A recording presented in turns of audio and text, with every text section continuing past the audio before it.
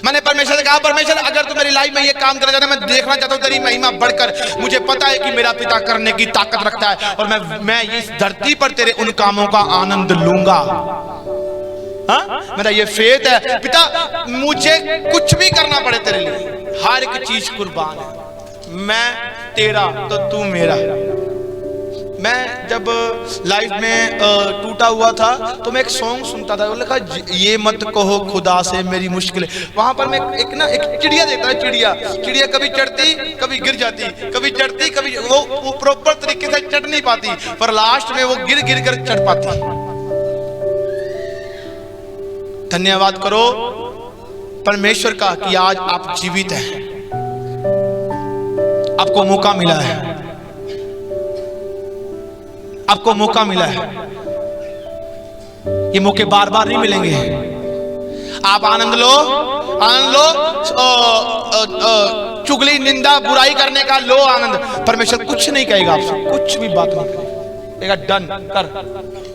पता बलाम को कहा नहीं जाना, वो कहता है ये इजरायली कौम को जो मैं खत्म करना है कौन कर सकता है? वो कहता है एक है नबी, प्रभु ने उसे आशीष दी, जिसे श्राप देगा नेशन को, वो नेशन ही श्रापित हो जाएगी। वो कहता है इजरायली कैसे श्रापित होंगे? कहता अगर वो बोल दे, वो इतना बड़ा धन लेकर उसके पास गया। वो कहता मैं प्रभु से पूछता, प्रभु कहता कभी ना करना।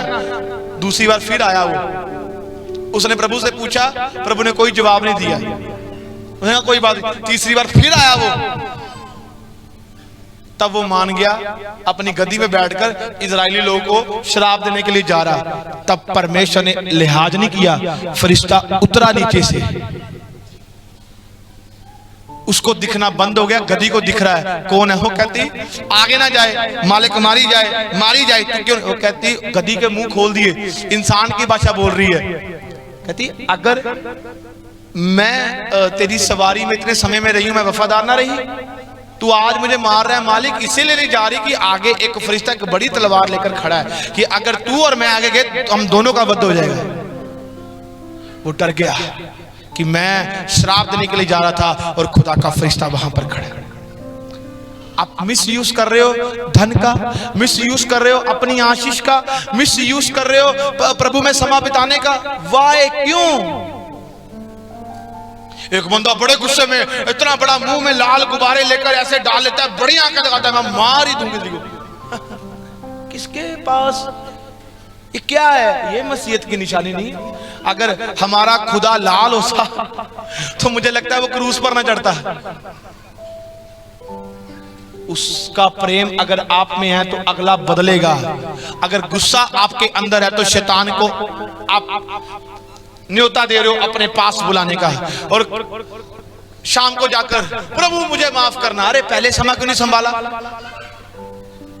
इसलिए उसने कहा कि अगर तू चाहे, अगर तू बरकत लेना चाहे, अगर तू छुटकारा लेना चाहे, तुझे करना क्या है? तू संदेह ना कर, एक मन होकर बैठ तेरा परिवार, और तुम दोनों पूरा परिवार जब एक मन होकर मेरे से प्रार्थना करेगा तो मैं तेरे लिए स्वर्ग खोलूंगा। वो स्वर्ग में एक बात तेरे संग बोली जाएगी कि परमेश्वर का अनुग्रह आज तेरे परिवार के ऊपर हुआ है यीशु मसीह के सामर्थ्य नाम में। मैंने कहा आपकी तारीफ छोटी है। मूसा ने 3 तंबू तैयार किए थे, शारीरिक, पवित्र और महापवित्र आंगन। 3 तंबू तैयार थे। आप बाइबल में से पढ़ सकते हैं।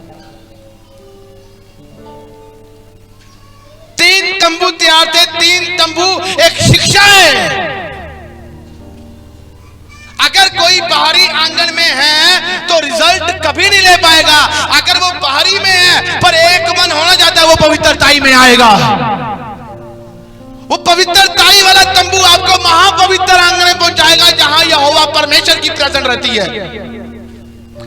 आपको एक चीज पता है, जब इजरायली ऊपर मन्ना बरसता था उनके लिए तो वो अगले दिन खराब हो जाता था, खराब, बाया, बासा, किसी खाने के लायक नहीं होता था वो मन्ना। फिर अगले दिन नया बरसा, पर वही मन्ना मूसा उठाकर क्या करता था? खुदा की हजूरी में ले जाता था, महापवित्र आंगन। और वहां क्या होता था? जब वो अगले दिन देखता, वो मन्ना उतने का उतना ही ताजा रहता था। आपको महापवित्र आंगन में एक मन हो जाओगे ना, तो वो महापवित्र आंगन में एक चंगियाई उतरेगी। जो बीमारी खत्म करने के लिए, जो कर्जा खत्म करने के लिए, जो नशा खत्म करने के लिए, शर्मिंदगी देने के लिए आत्माएं आपको, दुष्ट आत्माएं आई हैं, काम रोके गए हैं, फजूल आपको चक्रों में डाला हुआ है, पर जब आप उस आंगन में पहुंचोगे, रिजल्ट आपको मिलेगा। वो क्या मिलेगा? वो शर्मिंदा होगी और आपके लाइफ में परमेश्वर की महिमा दिखेगी। यीशु मसीह के सामर्थ्य नाम में आप फिर से नए हो जाओगे, आप फिर से ताजे हो जाओगे, आप फिर से परमेश्वर की महिमा करोगे। युद्ध जीता गया, द वॉर वाज वन। दूसरा इतिहास 20 की 15, 16 और 17 से देखना क्या लिखा। कहता और वह कहने लगा कि हे यहूदी यरूशलेम के रहने वाले, हे राजा यहोशापात, मैं तुम सब ध्यान करो, यहोवा तुमसे यूं कहता है, तुम इसी बड़ी भीड़ से मत डरो और तुम्हारा मन कच्चा न हो, कि युद्ध तुम्हारा नहीं परमेश्वर का है। इस लड़ाई में तुम्हें लड़ना ना, क्योंकि हे यहूदा और हे यरूशलेम ठहरे रहना, खड़े रहकर यहोवा की ओर से अपना बचाव देखना, मत डरो, तुम्हारा मन कच्चा ना हो। मन फिर आया, यहां पर लिखो, अंडरलाइन करो। दूसरा इतिहास उसकी 15 से लेकर 16 और 17 आयत तक मैंने आपको ये दिया है। कहता है डरो मत, तुम्हारा मन कच्चा ना हो, कल उनका सामना करने को चलना, यहोवा तुम्हारे साथ रहेगा। इसमें मन भी आया, इसमें विश्वास भी आया, इसमें एक मन होकर कैसे युद्ध जीता जाए। यहोशापात ऐसा व्यक्ति था, राजा था इजराइलियों का, 3 राजाओं के लोग उसको मारने के लिए आ गए, खत्म करने के लिए आ गए। मेरे प्रियो, मैं आपको बोलना चाहता हूं, जितने भी यहां पर हैं, अगर 3 राजाओं के लोग, 3 बीमारियां, 3 समस्याएं अगर आज आपको खत्म करने की कोशिश करती है, ऐसे ही यहोशापात की लाइफ में हुआ। उसे खत्म करने के लिए आ रहे थे, पर उसने ये नहीं देखा कि मेरे पास कितने हथियार हैं, मेरे पास कितने लोग हैं, हम कैसे जीत पाएंगे। वो गया यहोवा के पास, उसे लगा कि डर आया उसके अंदर, पर डर में बना नहीं रहा। बाइबल यह बयान करती है, वो यहोवा की खोज में चला गया, उसने उपवास का प्रचार करवाया, सभी लोग उपवास में आ गए, सभी लोग प्रार्थना में आ गए, मांगना शुरू कर दिया।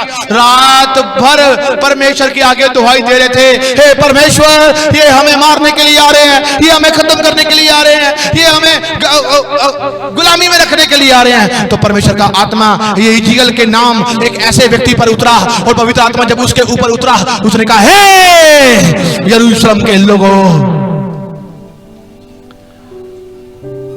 तुम्हें डरने की जरूरत नहीं है, युद्ध तुम्हारा नहीं, युद्ध परमेश्वर का, तुम्हारा मन कच्चा ना हो। फिर मन की बात आई, खड़े रहकर परमेश्वर का बचाव देखो, कल जाना तुम, पर युद्ध खुदा लड़ेगा तुम्हारे लिए। क्या एक मन है आप? अगर आप एक मन हैं, तो ये युद्ध आप जीतोगे आज यीशु मसीह के सामर्थ्य नाम में। जैसे यहोशापात जीता, वैसे आप जीतोगे। मैंने कहा आपकी तारीफ छोटी है। मैंने कहा आप अपने परिवारों के, अपने बच्चों के, अपने बिजनेस के, अपने जॉब के, हर एक युद्ध जीत कर परमेश्वर की महिमा करोगे यीशु के सामर्थ्य नाम में। मैंने कहा आपकी तारीफ